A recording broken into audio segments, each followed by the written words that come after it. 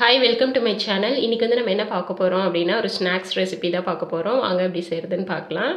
இதுக்கு வந்துட்டு ஃபஸ்ட்டு ஒரு மிக்ஸி ஜார் எடுத்துக்கோங்க. அதில் ஒரு கப் 1.5 கப் அளவுக்கு வந்துட்டு சர்க்கரை ஆட் பண்ணிக்கோங்க. இது கூட 2 ஏலக்காய் சேர்த்துக்கோங்க. கொஞ்சோண்டி வந்துட்டு ஜீரகம் ஆட் பண்ணிக்கோங்க. 1/4 டேபிள் ஸ்பூனுக்கும் கம்மியாகவே ஆட் பண்ணிக்கோங்க ஜீரகம். இப்போ இது எல்லாத்தையும் நல்லா அரைச்சிட்டு வந்துடலாம். நல்லா அரைச்சதுக்கப்புறமா அதில் வந்துட்டு ஒரு முட்டை சேர்த்துக்கோங்க. உங்களுக்கு முட்டை பிடிக்காது அப்படின்னா நீங்கள் தயிர் கூட ஒரு 2 டேபிள் ஸ்பூன் அதில் ஆட் பண்ணிக்கோங்க முட்டைக்கு பதிலாக. இதை நல்லா அதை திரும்பியும் நல்லா அரைச்சிக்கோங்க. அதை நெக்ஸ்ட்டு வந்துட்டு ஒரு பவுலில் வந்துட்டு ஒரு 3.5 கப் அளவுக்கு வந்துட்டு மைதா ஆட் பண்ணுறேன்.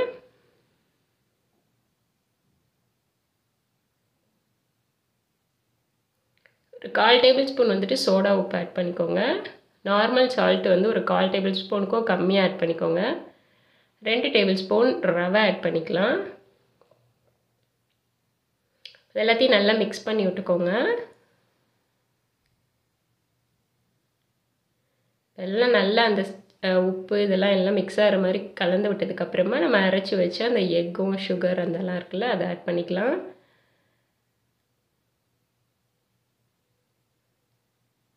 இது கூட ஒரு 2 டேபிள் ஸ்பூன் நெய் ஆட் பண்ணிக்கோங்க. ஆட் பண்ணி இது எல்லாத்தையும் நல்லா கலந்து விட்டுக்கலாம். நம்மளுக்கு இந்த எக்லேயே வந்துட்டு கொஞ்சம் தண்ணி இருக்கனால இதுவே கரெக்டாக இருக்கும். ஒரு வேளை பத்தலை அப்படின்னா நீங்கள் லைட்டாக தண்ணி ஆட் பண்ணிக்கோங்க.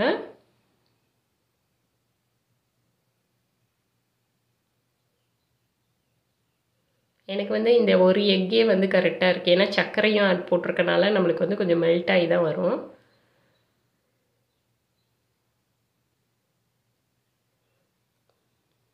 சப்பாத்தி மாவு மாதிரி நல்லா பிசைஞ்சு எடுத்துக்கலாம். இது ஒரு மூடி போட்டு ஒரு 10 மினிட்ஸ் அப்படியே விட்டுருங்க. ஒரு 10 நிமிஷம் கழித்து இதை எடுத்து பார்க்கலாம்.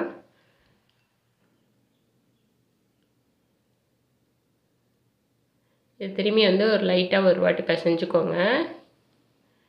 கொஞ்சம் பிசு பிசுப்பாக இருக்க மாதிரி தான் இருக்கும். ஏன்னா நம்ம சர்க்கரை ஆட் பண்ணியிருக்கனால. ஆயில் இல்லைன்னா லைட்டாக மாவு கூட நீங்கள் அதில் தடவிட்டு இந்த மாதிரி சப்பாத்தி கட்டையை வச்சு லைட்டாக இந்த மாதிரி ரோல் பண்ணுங்கள். ரொம்ப தின்னாக இந்த மாதிரி ரோல் பண்ணக்கூடாது. கொஞ்சம் திக்காக தான் இருக்கணும். அப்போ தான் உங்களுக்கு வந்து இந்த கேக் வந்து நல்லா பெருசாக கிடைக்கும். இந்த அளவுக்கு தடிமமாக இருந்தால் தான் உங்களுக்கு கரெக்டாக இருக்கும். இந்த ஓரங்கள்லாம் கட் பண்ணி விட்ருங்க. ஏன்னா நம்ம ஷேப் பண்ணுறோம் அப்படின்றதுனால.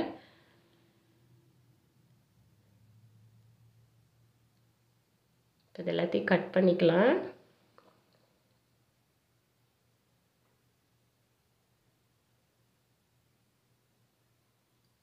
இப்போ டைமண்ட் ஷேப்புங்கிறதுனால நான் இந்த வாக்கில் கட் பண்ணுறேன். இந்த சின்ன சின்னதாக இருக்கிறதெல்லாம் எடுத்துகிட்டு நம்ம திரும்பியும் நெக்ஸ்ட் டைம் அடுத்த பேட்சோடு சேர்த்து போட்டு பண்ணிக்கலாம்.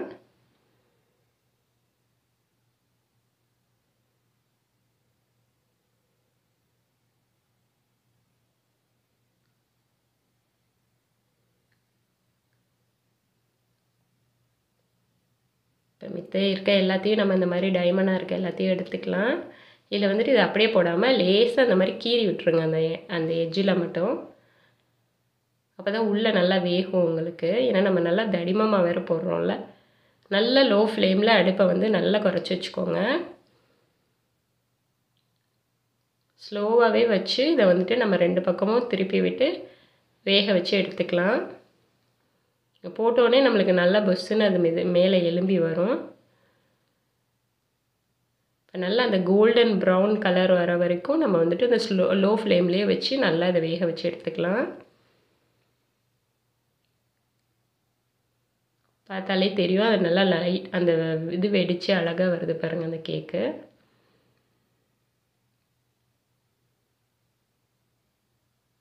இந்த கலரில் வந்ததுக்கப்புறமா நம்ம இதை வந்து எடுத்துடலாம்.